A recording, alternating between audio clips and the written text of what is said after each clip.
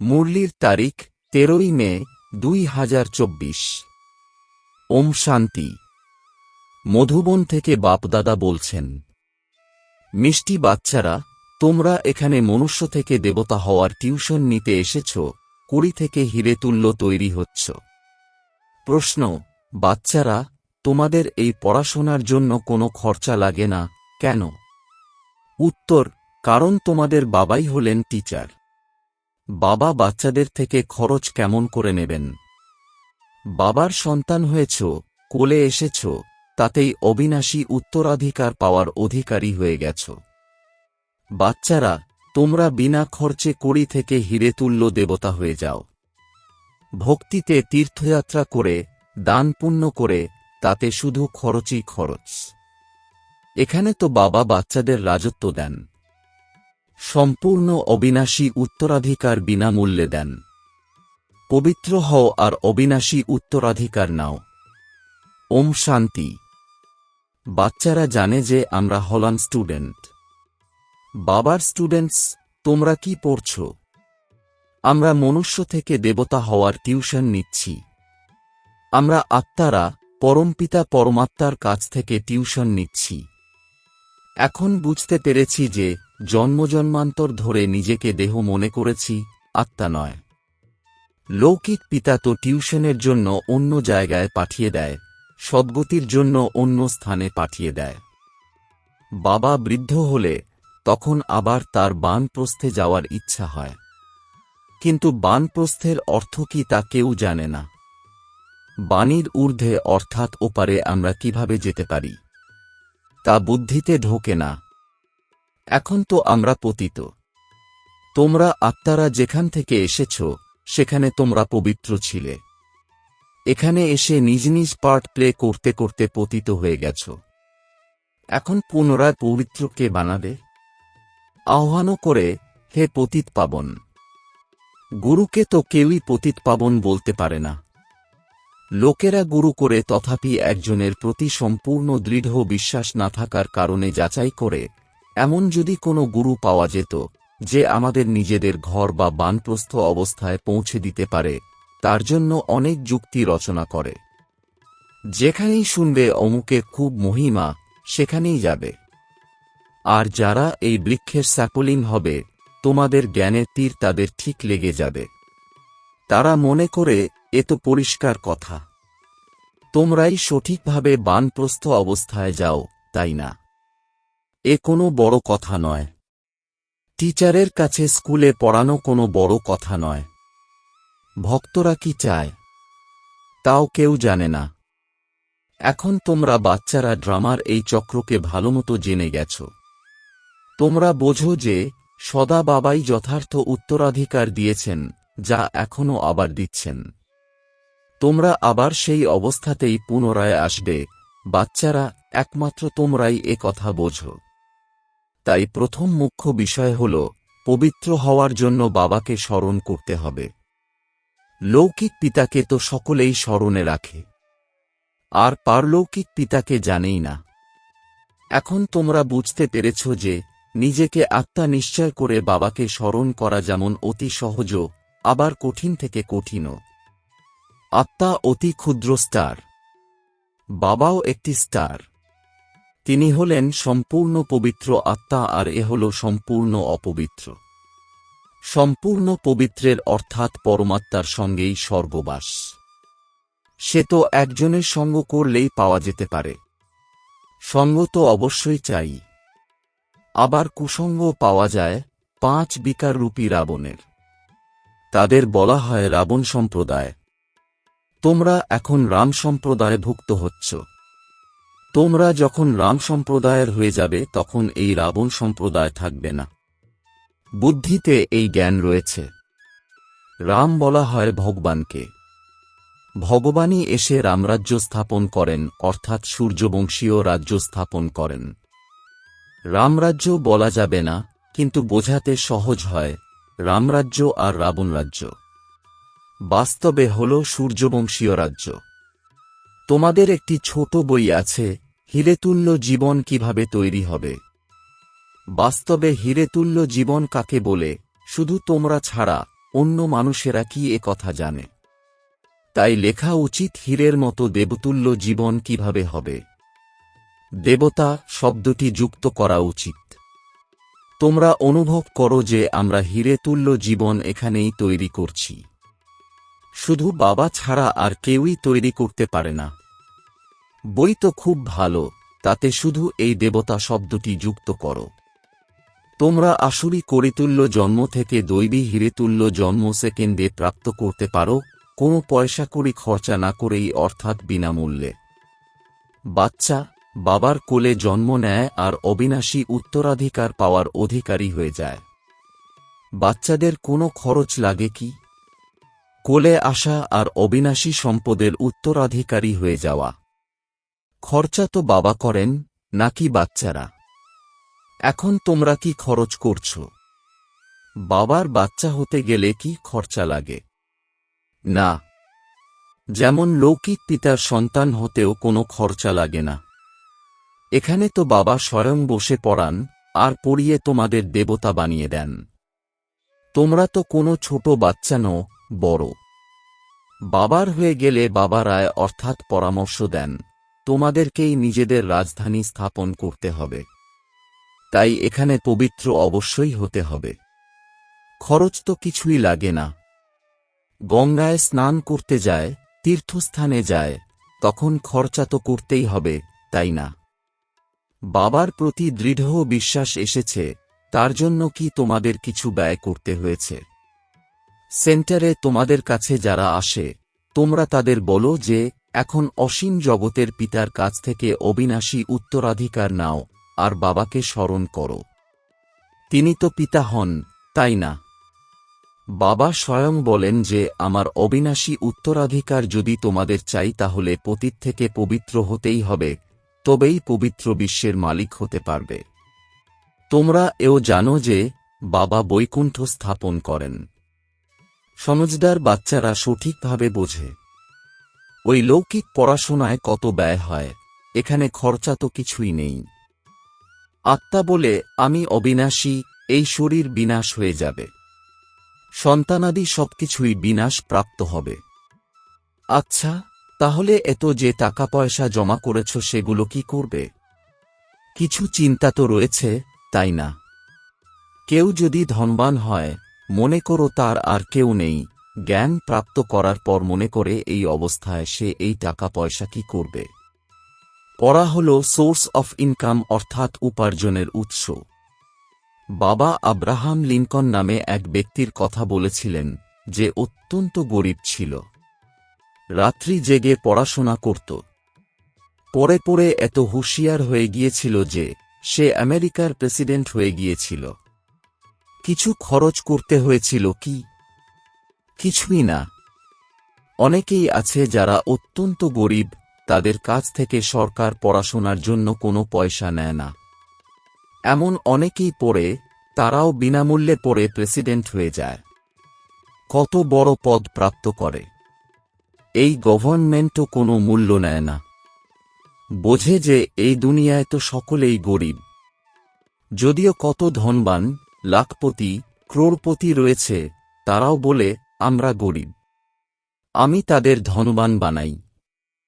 যদিও ধন সম্পদ অনেক রয়েছে, কিন্তু তোমরাই জানো যে তা অল্পদিনের জন্য। এই সবকিছুই মাটিতে মিশে যাবে। তাহলে গরিবই তো হল, তাই না? প্রাপ্তির সম্পূর্ণ আধারই অর্থাৎ ভিত্তি হল পড়াশোনা। বাবা বাচ্চাদের থেকে পড়ার জন্য কি নেবেন? বাবা তো বিশ্বের মালিক। বাচ্চারা জানে যে ভবিষ্যতে আমরা এরকম হব। আমি আসি স্বর্গরাজ্য স্থাপন করতে। ব্যাজের মাধ্যমেও এটা বোঝাতে হবে। নতুন নতুন ইনভেনশন হতেই থাকে। শিব বাবা বলেন, আমার যে আত্মা রয়েছে তাতে আমার পার্ট ফিক্সড হয়ে রয়েছে। যে বিকারী পতিত হয়ে গেছে তাকেও বাবা এসে পবিত্র বানায়। এ তো জানো যে ৫,০০০ বর্ষ পূর্বেও বাবার কাছ থেকে বিশ্বের রাজত্ব অর্থাৎ বাদশাহী নিয়েছিলে। মুখ্য কথা হল বাবা বলেন যে মামেকম স্মরণ করো। সম্মুখে এসে বলেন, রথ অর্থাৎ ব্রহ্মার শরীর পেয়ে গেছে, তাই বাবাও এসে গেছেন। অবশ্যই একটি রথ অর্থাৎ শরীর তো ফিক্স থাকবে, তাই না? এ হল পূর্বনির্ধারিত ড্রামা, চেঞ্জ হতে পারে না। লোকেরা বলে, এই জহুরি কিভাবে প্রজাপিতা ব্রহ্মা হবে? মনে করে ইনি তো জহুরি ছিলেন, কিন্তু জহর তো এক হয় ইমিটেশনের, আর এক রিয়াল। এখানে বাবা যখন রিয়াল জহরত দিচ্ছেন, তখন ওইসব অর্থাৎ ইমিটেশন কোন কার্যে লাগবে? এ হল জ্ঞানরত্ন। এর সামনে ওই হিরে জহরতের কোনো মূল্য নেই। যখন এই জ্ঞান রত্ন পান, তখন তিনি বোঝেন যে এই জহরতের ব্যবসা এখন আর কোনো কার্যে আসবে না। এই অবিনাশী এক একটি জ্ঞানরত্ন লক্ষাধিক মূল্যের। তোমরা কত রত্ন পাও? এই জ্ঞানরত্নই হল সত্যিকারের জহরত। তোমরা জানো যে বাবা এই রত্ন দেন তোমাদের ঝুলি পরিপূর্ণ করার জন্য। এ জ্ঞান বিনামূল্যে পাও, কিছুই ব্যয় করতে হয় না। ওখানে অর্থাৎ স্বর্গে তো দেওয়াল ছাদেও হিরে জহরত লাগানো থাকে। ওইসবের মূল্য কি? মূল্য তো পরে হয়। ওখানে তো হিরে জহর তো তোমাদের কাছে কিছু নয়।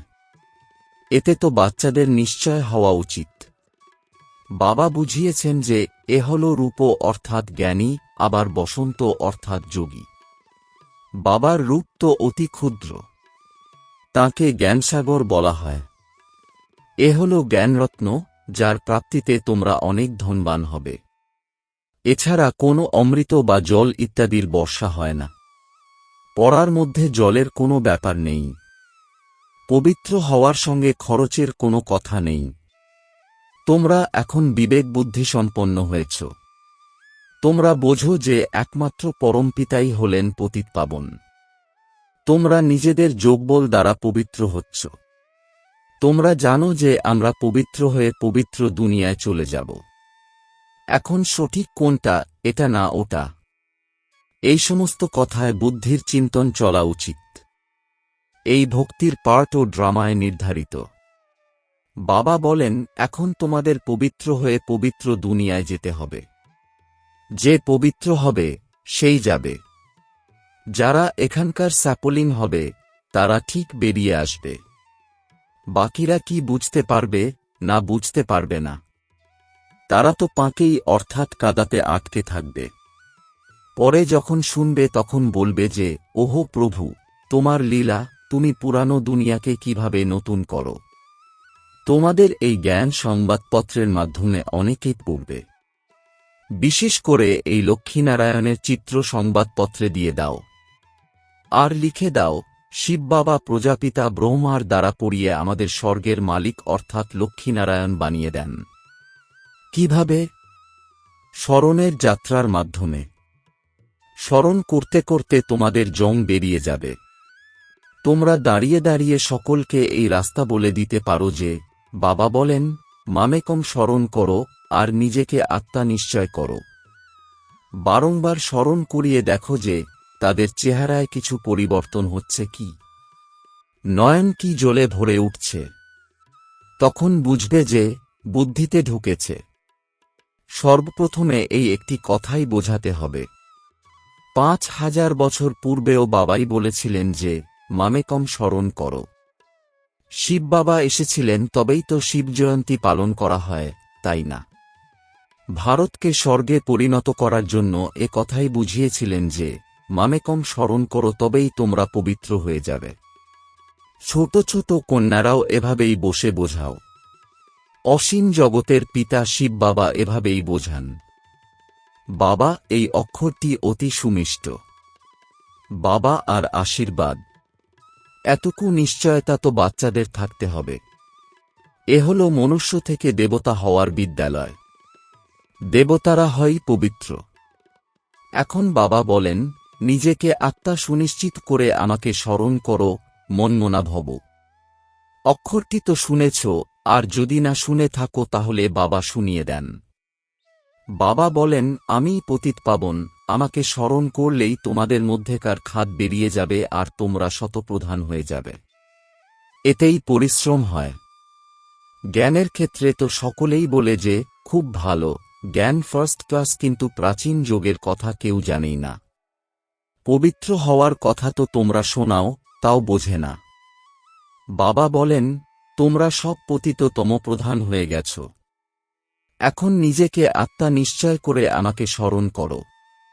আসলে তো তোমরা আত্মারা আমার সঙ্গে ছিলে, তাই না?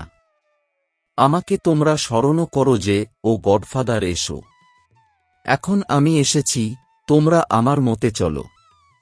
এ হল পতীত থেকে পবিত্র হওয়ার মত। আমি হলাম সর্বশক্তিমান, সদা পবিত্র। তোমরা এখন আমাকে স্মরণ করো। একেই প্রাচীন রাজযোগ বলা হয়। জীবিকা নির্বাহের জন্য কাজকর্ম ইত্যাদিও করো, তোমরা সন্তানাদিও সামলাও, তথাপি শুধুমাত্র বুদ্ধিযোগ আর সবকিছু থেকে সরিয়ে আমার সাথে যুক্ত করো। এটাই হল সর্বাপেক্ষা প্রধান বিষয়। আর এটাই যদি না বোঝে তার অর্থ হল সে কিছুই বোঝেনি। জ্ঞানের ক্ষেত্রে বলা হয় যে কেউ খুব ভালো জ্ঞান দান করে, পবিত্রতাও ভালোই রয়েছে, কিন্তু আমরা পবিত্র কিভাবে হয়েছি? সর্বসময়ের জন্য পবিত্রতা চাই, এ কথা বুঝতে পারে না। দেবতারা তো সদা পবিত্র, তাই না? কিভাবে হয়েছে? সবার প্রথমে এ কথাই বোঝাতে হবে। বাবা বলেন, আমাকে স্মরণ করো। স্মরণের দ্বারাই পাপ দূর হয়ে যাবে আর তোমরা দেবতায় পরিণত হবে। আচ্ছা, মিষ্টি মিষ্টি প্রশিক্ষার্থী বাচ্চাদের মাতাপিতা বাপদাদার স্মরণসহ স্নেহসুমন আর সুপ্রভাত। আত্মিক পিতার আত্মিক বাচ্চাদেরকে জানাচ্ছি নমস্কার। ধারণার জন্যে মুখ্য সার: ১. নিজেকে গরিব থেকে ধনবান করার জন্য বাবার কাছ থেকে অবিনাশী জ্ঞানরত্ন নিতে হবে। এই এক একটি জ্ঞান রত্ন লক্ষাধিক মূল্যের, এর মূল্য যথার্থরূপে বুঝে পড়া করতে হবে। এই পড়াই হল সোর্স অফ ইনকাম, এর দ্বারা উচ্চপদ লাভ করতে হবে। ২. রাম সম্প্রদায়ভুক্ত হওয়ার জন্য একমাত্র বাবা, যিনি সম্পূর্ণ পবিত্র, শুধু তাঁর সঙ্গই করতে হবে। কুসঙ্গ থেকে সদা দূরে থাকতে হবে। সর্বদিক থেকে বুদ্ধিযোগ সরিয়ে এনে একমাত্র পিতার সঙ্গেই তা জুড়তে হবে। বরদান: শক্তিশালী স্মরণের দ্বারা সেকেন্ডে পদমগুণ উপার্জন জমা করা পদ্মা পদম ভাগ্যশালী ভব। এর বিস্তার: তোমাদের করা স্মরণ এতটাই যেন শক্তিশালী হয় যে 1 সেকেন্ডের স্মরণের দ্বারা পদমের উপার্জন জমা হয়ে যাবে। যার প্রত্যেক কদমে পদমগুণ জমা হয়, তাহলে কত পদম জমা হয়ে যাবে, এই জন্য বলা হয় পদ্মা পদম ভাগ্যশালী। যখন কারো ভালো উপার্জন হয় তখন তার চেহারার চমকই অন্যরকম হয়ে যায়। তো তোমাদের মুখমণ্ডলের দ্বারাও পদ্মসম উপার্জনের নেশা দেখা যাবে। এইরকম আত্মিক নেশা, আত্মিক খুশি থাকলে তখন সবাই অনুভব করবে যে এ সবার থেকে আলাদা। স্লোগান: ড্রামাতে সবকিছু ভালোই হবে, এই স্মৃতিতে থেকে নিশ্চিন্ত বাদশাহ হও। ওম শান্তি।